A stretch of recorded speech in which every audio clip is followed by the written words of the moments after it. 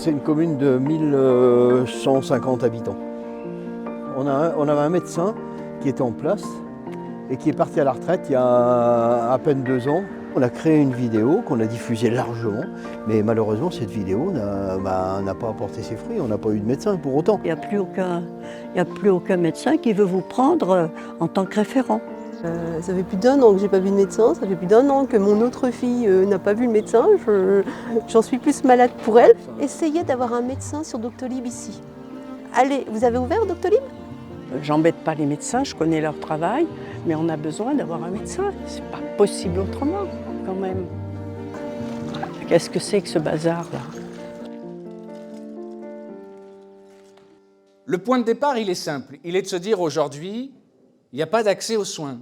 Il n'y a plus de médecins généralistes, on n'arrive plus à trouver des médecins qui veulent venir s'installer. Pourquoi ils ne veulent pas venir s'installer ?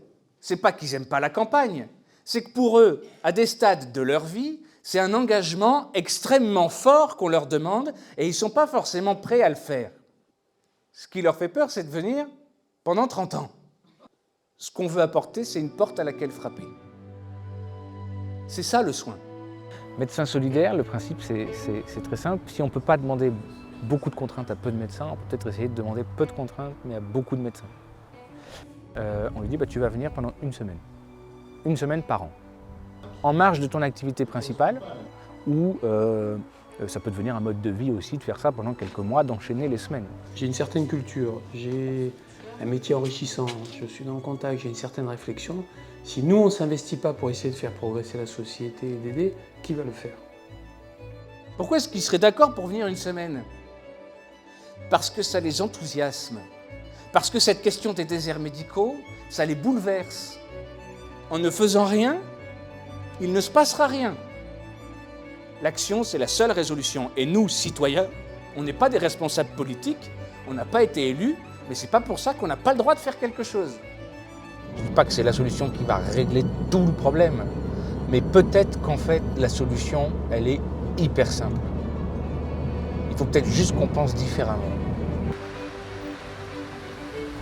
Quand tu es médecin, qui plus est médecin généraliste, on a vraiment une notion de service à la population. On doit rendre service à la population.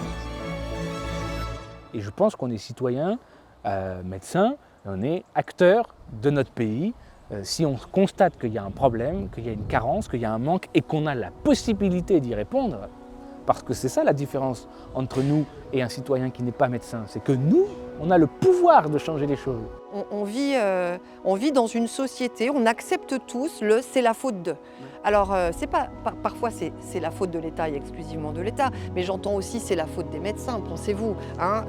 Ils refusent tout, ils n'acceptent rien, ils sont surpayés. Et voilà, c'est forcément la faute de quelqu'un. Sur ce projet-là, on ne raisonne pas en c'est la faute de qui, mais en qui peut apporter quoi.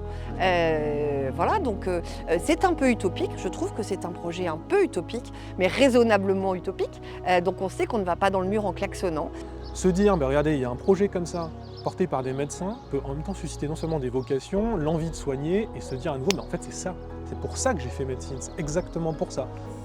Je suis convaincu qu'on va être surpris par la qualité du suivi qu'on aura ici. Ça va être une succession de médecins qui s'engagent volontairement et avec cœur dans un projet social, qui ont le souci de bien faire, qui sont enthousiastes, qui ont envie d'aider et qui sont très sensibilisés à cette question de continuité des soins.